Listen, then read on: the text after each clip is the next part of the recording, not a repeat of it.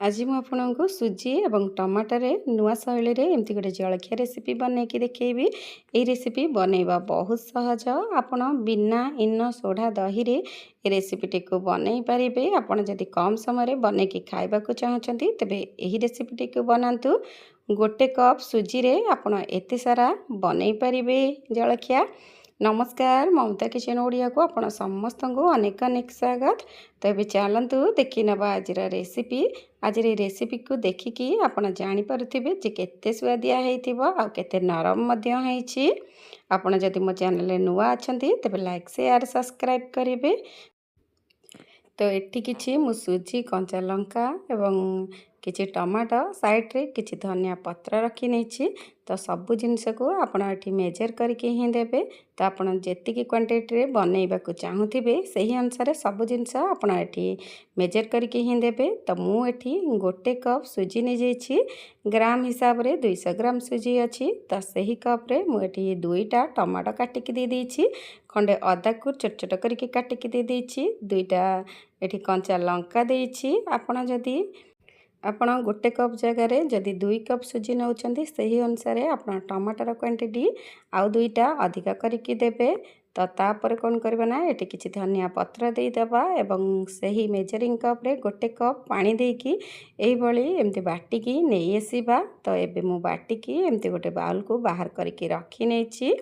तो आपण गोटे कप सुजी नैछंती माने गोटे कप पानी देकी एही भली भाबे बाटिकी नै आसीबे। ताटू बिल्कुल अधिक पानी बिल्कुल भी देबे नहीं। एवं एपट साइड रे मु कोन करछि ना गोटे छोट साइज रो पियाज खंडे गाजर को साइड रे ग्रेट करके रखी नेछि। पियाज को सेमती टिक टिक करी काटिकी रखी नेछि।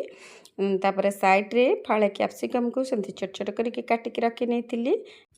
तापर हाफ चम्मच रु कम एठी जीरा दे दबा। तो तापर कोन करबा ना तापर एठी स्वाद अनुसार लुण दे दबा।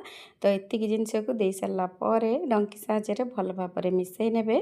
तो एठी कोनोसी इनो सोढ़ा दही किछि भी दबा आवश्यक नहीं। आपण सेमती संगे संगे बने के खाइ परिबे। तो एही भली भाबे मिसई नेबे एवं आरपट साइड रे कोन करबा ना गैस ऑन करी पैन गरम करी नबा एवं पैन रे गोटे बड़ा चम्मच तेल दे दबा। तेल देकी प्रथमे पैन टी को गरम करी नबा। तापर कोन करबा ना ए बैटर रु गोटे डंकी नेकी एमती दे देबे।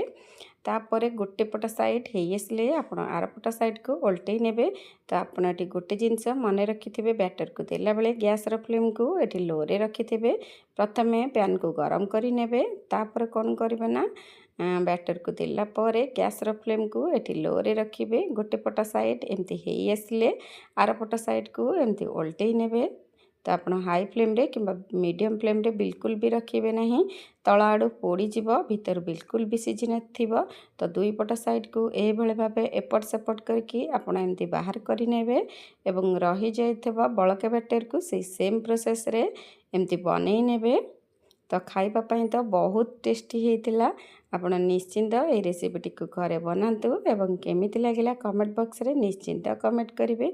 तो आज रही टमाटो सुजी रेसिपी आपणकर प्रस्तुत हो जाइए। आज रही जलखिया रेसिपी आपको जदि पसंद आसी आपण मो चैनल को लाइक शेयर सब्सक्राइब करेंगे। जदि इंस्टा कि फेसबुक पेज रे देखुं फॉलो तो निश्चिंत करेंगे। तो यही रेसिपी को बनैकी खाइबा को कौन सी तरकारी चटनीर एटी आवश्यक नहीं। आपण सेमती बनैकी खाई परिबे। तो देखिकी आपण जानि पारुथिबे जे केते नरम बनिछि आ खाइबा पई मध्य बहुत टेस्टी हेतिला। आपण एमती गरम गरम बनैकी खाई परिबे खाली रे। एटी कौन सी तरकारीर आवश्यक ही नहीं। तो आज एतिकी मु आपण मानक पाखकु आ गोटे रेसिपी नहीं आसीबी। से पर्यंत रहिली। नमस्कार।